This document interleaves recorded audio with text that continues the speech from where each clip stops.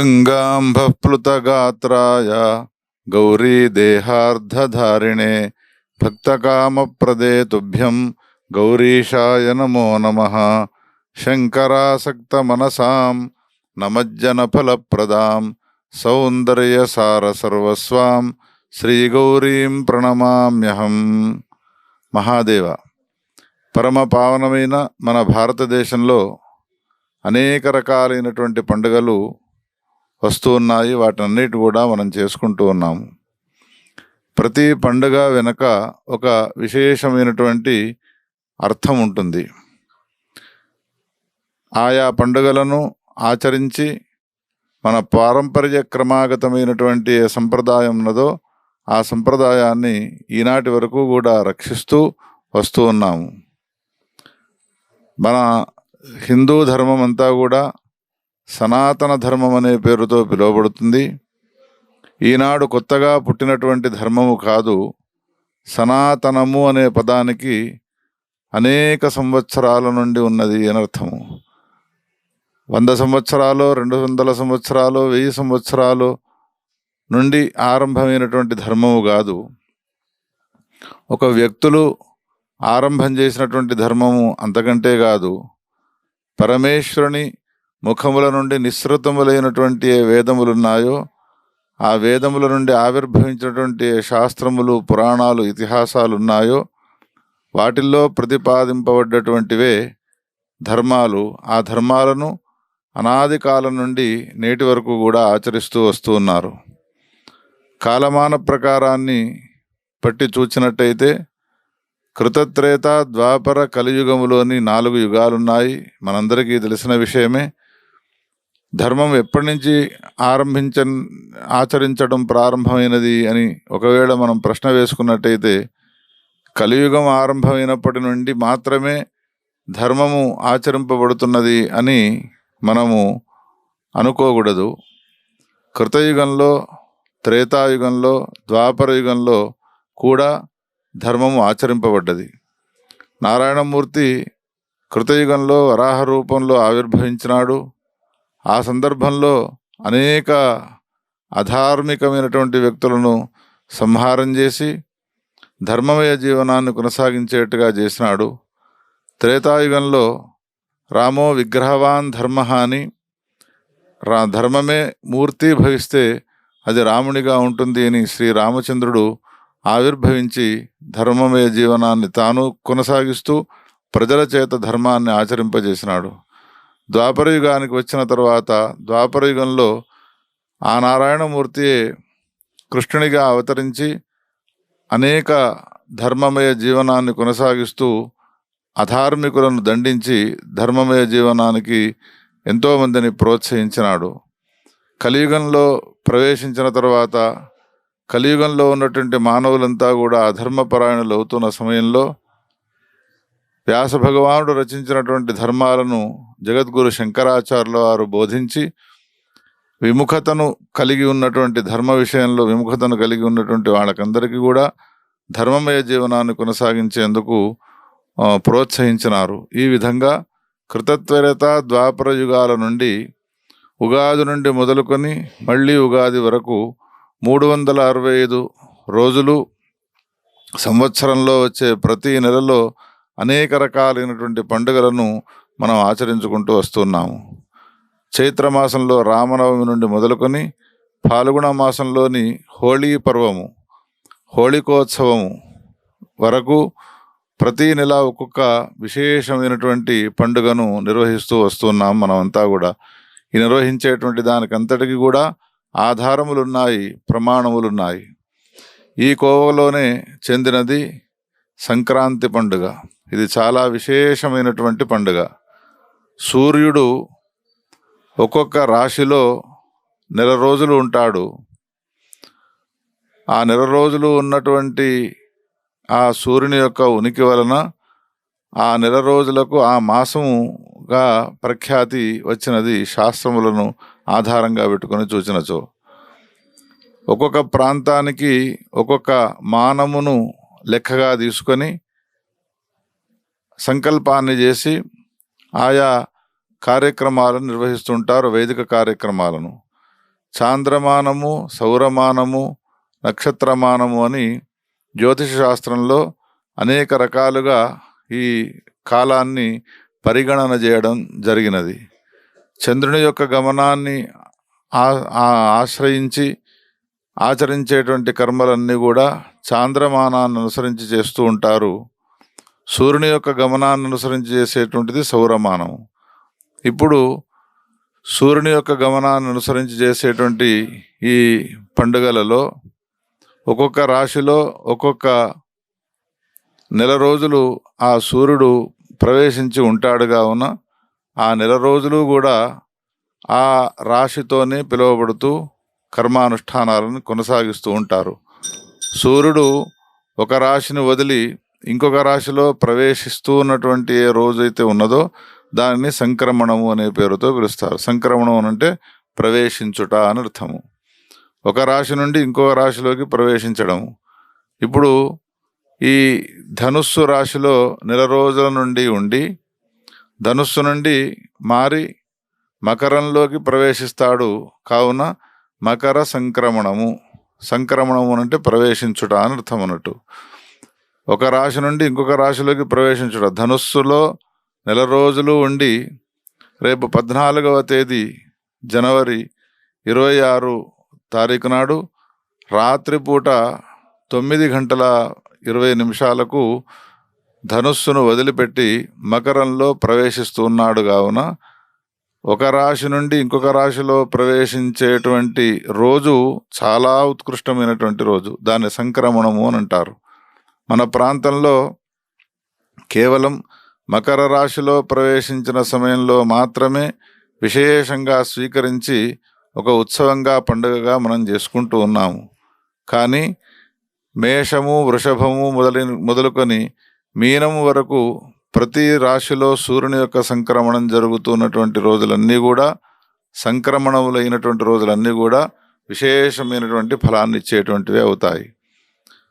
ఏమిటి విశేషమైనటువంటి ఫలాన్ని ఇచ్చుట ఆ సంక్రమణ రోజుల్లో అని ప్రశ్న వేస్తే దానికి ఒకటే సమాధానము. మిగతా రోజులలో ఉదాహరణకు భగవన్నామాన్ని ఒక 108 సార్లు జపించినాము అని అంటే 108 సార్లు జపించిన పుణ్యమే వస్తుంది. కానీ సంక్రమణమైనటువంటి రోజున కనుక ఒకవేళ ఆ జపాన్ని 108 సార్లు చేసినట్టయితే అది 1000 సార్లు జపము చేసినటువంటి ఫలాన్ని ఇస్తుంది. 1000 రెట్లు అధికమైనటువంటి ఫలాన్ని ఇస్తుంది అని మనకు శాస్త్రవచనము. దీంట్లో మనకు ముఖ్యంగా 6 నెలలు దక్షిణాయనము, 6 నెలలు ఉత్తరాయణము. ఈ మకరంలో సూర్యుడు ప్రవేశించడం అనేటువంటిది ఏదైతే ఉన్నదో అది మొదలుకొని ఉత్తరాయణ పుణ్యకాలముగా మనము స్వీకరిస్తాము, శాస్త్రాన్ని దృష్టిలో ఉంచుకొని, శాస్త్ర ఆధారముగా. అందుకని దక్షిణాయనమును వదిలిపెట్టి ఉత్తరాయణంలో ప్రవేశిస్తూ ఉన్నాము. దక్షిణాయన ప్రవేశ సమయంలోనేమో సూర్యుని యొక్క ప్రవేశానికంటే 20 ఘడియలు వెనుక పుణ్యకాలము అని శాస్త్రంలో చెప్పబడ్డది. ఉత్తరాయణంలో అంటే మకరంలో సూర్యుడు ప్రవేశించిన తర్వాత 20 ఘడియలు తరువాత పుణ్యకాలము అని చెప్పడం జరిగినది. అందుకని 4-5 గంటల వరకు పుణ్యకాలము చాలా ఉత్కృష్టమైనటువంటిది ఉంటుంది. ఉదాహరణకు ఈ సంవత్సరమేమో రాత్రిపూట ప్రవేశం అవ్వడం వలన రాత్రిపూట స్నాన దాన జప హోమాలకు అధికారం లేకపోవడంతో ఉదయాది పుణ్యకాలం సూర్యోదయం నుండి మొదలుకొని పుణ్యకాలము బాగా విశేషమైనటువంటి ఫలాన్ని ఇస్తుంది. 14 నాడు రాత్రి ప్రవేశించడం వలన రాత్రిపూట స్నాన జప హోమాదులు నిషేధమై ఉన్నాయి కావున ఈ స్నాన జప హోమాదులన్నీ కూడా విశేషమైనటువంటి ఫలాన్ని ఎప్పటి నుండి ఇస్తాయి అని శాస్త్రాన్ని అడిగితే శాస్త్రం చెబుతుంది 15వ తారీఖు ఉదయము నుండి సూర్యుడు ఉదయించినప్పటి నుండి మొదలుకొని ఈ 20 ఘడియలు సుమారు 5-6 గంటల సమయం ఏదైతే ఉన్నదో అత్యంత విశేషమైన ఫలాన్ని ఇస్తుంది. అంటే ఉదాహరణకు 6 గంటలకు సూర్యుడు ఉదయిస్తున్నాడు అని అంటే 6 నుండి 7 గంటల వరకు 100% పుణ్యఫలాన్ని మనం పొందగలుగుతాము స్నానము, జపము, అనుష్ఠానాలు చేయడం వలన. అదే 7 నుండి 8, 9 గంటల వరకు మధ్యమ ఫలము, 9 నుండి 1 గంట వరకు అధమ ఫలము అని ఈ విధంగా సన్నిహితమైనటువంటి కాలము చాలా శ్రేష్టమైనది అని శాస్త్రంలో చెప్పబడ్డది. ఈ మకర సంక్రాంతి అయ్యే రోజున నువ్వులతో స్నానము చేయాలి, నువ్వులను నీళ్ళలో వేసుకొని స్నానాన్ని చేయాలి, నువ్వులను తినాలి, నువ్వులను దానము చేయాలి, నువ్వులతో హోమాన్ని చేయాలి అని మనకు శాస్త్రాల్లో విధింపబడి ఉన్నది. ఎందుకు నువ్వులతో ఈ కార్యాలన్నీ కూడా నిర్వహించాలి అనంటే, తిలాః పాపహరాహ అని శాస్త్రవచనం. తిలలు అనంటే నువ్వులు పాపములను తొలగించేవి. పాపాలను తొలగించుకునేందుకు మానవుడు ప్రయత్నం చేయాలి. పాపాలు ఉన్నంత వరకు మానవునికి శ్రేయస్సు లభించదు. పుణ్యకార్యాలు ఎన్ని చేసినా కానీ పాపం అనేటువంటిది ప్రతిబంధకంగా కూర్చుంటుంది. బీపీ షుగర్ కంట్రోల్ కానిది, ఆపరేషన్ సఫలం కాదు. ఎట్లానో పాపము తొలగిపోనది పుణ్యకర్మలు మనకు ఫలాన్ని ఇవ్వవు. పుణ్యకర్మలు మనకు ఫలాన్ని ఇవ్వాలి అంటే పాపాన్ని తొలగించుకోవాలి. పాపం యొక్క తొలగింపు శాస్త్రాల్లో అనేక రకాలుగా చెప్పబడ్డది. మకర సంక్రమణమై ఉత్తరాయణ పుణ్యకాలంలో ప్రవేశిస్తున్నటువంటి మనము అత్యంత సులభమైనటువంటి చక్కని అవకాశాన్ని, కష్టము లేకుండా పాపాన్ని తొలగించుకునేటువంటి ఉపాయాన్ని మనకు శాస్త్రకారులు అందించినారు. వేదశాస్త్ర పురాణ ఇతిహాసాలు చెబుతున్నాయి. అందుకని మకర సంక్రాంతి నాడు అంటే ఈ సంవత్సరము 2026 జనవరి 14వ తారీఖు నాడు రాత్రిపూట ప్రవేశిస్తున్నది. రాత్రిపూట పూజా హోమాదులు నిషేధమై ఉన్నాయి కావున 15వ తారీఖు నాడు సంక్రాంతి, మకర సంక్రాంతి అనేటువంటిది ఉదయాతు చేసుకోవాలి. కానీ ఒక సమస్య ఏం వచ్చినది ఈసారి అనంటే 9:30 గంటల నుండి వర్జ్యం ఒకటి ఉన్నది. అందుకని 9:30 గంటల లోపు పూజా అనుష్ఠానాలు చేసుకోవడం చాలా విశేషమైనటువంటిది ఉంటుంది. ఈ విషయాన్ని గమనించి అనుష్ఠానాదులన్నిటిని కూడా కొనసాగించుకోవాల్సిందిగా సూచన. దానికన్నా ముందటి రోజు ఏదైతే ఉన్నదో భోగి అని చేస్తారు. అత్యంత ఉత్కృష్టమైనటువంటి రోజు. ఈనాడు కూడా దాన ధర్మాలు చేయడం విశేషమైనటువంటిది ఉన్నది. సంక్రాంతి నాడు స్త్రీలందరూ కూడా అమ్మవారిని పూజించాలి. సంక్రాంతి నోములు నోచుకోవాలి.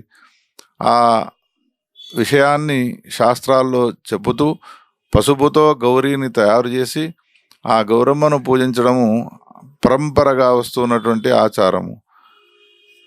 ఆనాడు పూజించినటువంటి అమ్మవారిని సంతోషపరచడం కోసమై తెల్లవారి నాడు అంటే 16వ తారీఖు నాడు కనుమ పండుగను మనం ఆచరిస్తాము. కనుమ పండుగ నాడు ఇంటికి సువాసినులను పిలిపించుకొని కాళ్ళపైన నీళ్లు పోసి పాద ప్రక్షాళనం చేసి కాళ్లకు పసుపు పారాణి పెట్టి అమ్మవారికి ఏ నోములు మనం నోమినామో ఆ నోమినటువంటి పరమ ఉత్కృష్టమైనటువంటి సుమంగళ ద్రవ్యాలను, పదార్థాలను అమ్మవారి రూపముగా భావించి సువాసినుల చేతుల్లో పెట్టి వాళ్ళ ఆశీర్వచనాన్ని స్వీకరించి వాళ్ళ చేతుల నుండి అక్షతలను శిరస్సున ధరించడము ఆనవాయితీగా వస్తున్నటువంటి విశేషమై ఉన్నది. ఈ విధంగా ఈ సంవత్సరము భోగి, సంక్రాంతి, కనుమ అనేటువంటివి ఈ విధంగా ఉన్నాయి. 14వ తారీఖు భోగి, 15వ తారీఖు నాడు ఉదయాతు పుణ్యకాలము, సంక్రాంతి సంబంధించినటువంటి దాన ధర్మాలు చేసుకోవడము, నదీ స్నానాలు చేసుకోవడము. కనుమ పండుగ అది 16వ తారీఖు నాడు చేసుకోవాలి. ఇంకా విశేషంగా రైతులు ఎవరైతే ఉంటారో వాళ్ళంతా కూడా ఇంతకాలము పొలాలు దున్నడానికై సహాయాన్ని అందించినటువంటి ఏ పశువులు ఉంటాయో ఆ పశువులనన్నిటిని కూడా కడిగి ఆవులను, ఎడ్లను, బర్లను మొదలైనటువంటి ఏ పశువులు ఉంటాయో వ్యవసాయ క్షేత్రానికి సహాయాన్ని అందించినటువంటివి వాటినన్నిటి కూడా కడిగి అలంకారం చేసి వాటిని పూజించడం కూడా ఒక ఉత్కృష్టమైనటువంటి పద్ధతిగా అనూచానంగా కొనసాగుతున్నది ఉన్నది. ఇటువంటివి సత్కార్యాలను ఆచరించాలి. కానీ వికృతమైనటువంటి పనులను చేసి సంతోషపడి పశువులకు, ప్రాణులకు హింసను కలిగింపజేసే కోళ్ల పందాలు, గొర్రెల పందాలు చేసి వాటిని హింసించడము ఒక మానసికమైనటువంటి మానసికమైనటువంటి వ్యక్తులు, మనస్సు సరిగ్గా లేనటువంటి వ్యక్తులు ఏ విధంగా వ్యవహరిస్తారో అట్లా వ్యవహరిస్తూ అధార్మికమైనటువంటి, అశాస్త్రీయమైనటువంటి వాటిని ప్రాణులు పరస్పరం కీచులాడుకుంటూ ఉంటే చూసి వాటిని పందాలుగా కాస్తూ ఈ వికృత చేష్టలు చేయడం అనేటువంటిది ఏదైతే ఉన్నదో ఇది అశాస్త్రీయమైనటువంటిది. దానితో అనేక ద్రవ్యాన్ని పోగొట్టుకుని చేసేటువంటి ఈ వికృతమైనటువంటి చేష్టలను ఆపివేసి పరంపరాగతమైనటువంటి మన ధర్మాన్ని ఆచరించి మానవులంతా కూడా శ్రేయస్సును పొందాలి. ఒక చీమను, దోమను హింసించినా కానీ మనకు ఎటువంటి భయంకరమైనటువంటి కుంభీపాకాది నరకాలు వస్తాయో శాస్త్రాల్లో చెప్పబడ్డది. చీమ, దోమ దగ్గర నుండి హింసను చేసినట్టయితే అంతటి భయంకరమైన నరకం రాబోతున్న దాన్ని దృష్టిలో ఉంచుకొని పర్వకాలంలో మిగతా రోజుల్లో జపాన్ని చేస్తే 100కు 1000 రెట్ల పుణ్యం వస్తుంది అని చెప్పినట్టుగా మిగతా రోజుల్లో చేసే జీవహింస కంటే సంక్రాంతి నాడు చేసేటువంటి జీవహింస అనేటువంటిది 1000 రెట్ల అధికమైనటువంటి దుఃఖాన్ని కలిగిస్తుంది. కావున అటువంటి వికృత చేష్టలను చేయకుండా భగవద్ అనుగ్రహానికి పాత్రమయ్యేందుకోసమై వేదశాస్త్ర, పురాణ, ఇతిహాసాల్లో చెప్పబడ్డటువంటి ఆగతమైనటువంటి మన వంశంలో, మన కులంలో పరంపరగా వస్తున్నటువంటి ఏ ధర్మాలు ఉన్నాయో ఆ ధర్మాలను ఆచరించాలి. ముఖ్యంగా సూర్యుని యొక్క ఉపాసన చాలా శ్రేష్టమై ఉన్నది. అందుకనే సూర్యుని యొక్క ప్రీతి కోసమై మనము అనేక రకాలైనటువంటి దాన ధర్మాలను ఆచరించాలి. అదేవిధంగా ఇంటి ముందు ముగ్గులు పెట్టుకోవడం అనేటువంటిది అనూచానంగా వస్తున్నది. ఇంగ్లీషు సంవత్సరమైనటువంటి నూతన సంవత్సరం జనవరి 1 నాడు ముగ్గులు పెడతారు ప్రయత్నపూర్వకముగా. కానీ మనకు పండుగలు ఏవైతే వస్తాయో పండుగల నాడు మాత్రము శూన్య వాకిళ్లను ఉంచుతారు. అది సరైనటువంటిది కాదు. అలికి చక్కగా గోమయముతో అలికి పసుపు అంతా కూడా చల్లి విశేషంగా ముగ్గులను పెట్టాలి. ఆ ముగ్గులను పెడుతూ రథసప్తమి వరకు ముగ్గులను పెట్టినట్టయితే అత్యంత విశేషమైనటువంటి ఫలాన్ని మనం పొందగలుగుతాము.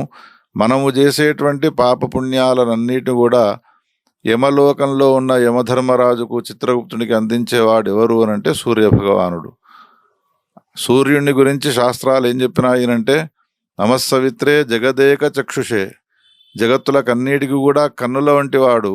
జగత్తులో ఉన్న ప్రాణులందరి కన్నులలో వాడుంటాడు. ప్రాణులందరికి సంబంధించినటువంటి పుణ్యపాపాలను ప్రత్యక్షదర్శి అయి సాక్షిగా చూస్తూ ఉంటాడు. కావున ఆయన ప్రీతి కోసమే మనం ఈ నెల రోజులు పుష్యమాసంలో వచ్చే ఆదివారాలు, పుష్యమాసంలో వచ్చేటువంటి విశేషమైనటువంటి సంక్రమణ, అదేవిధంగా మాఘమాసంలో శుక్లపక్షంలో వచ్చేటువంటి రథసప్తమి, ఇవన్నీ కూడా సూర్యుని ప్రీతి కోసమే మనం ఆచరించాలి.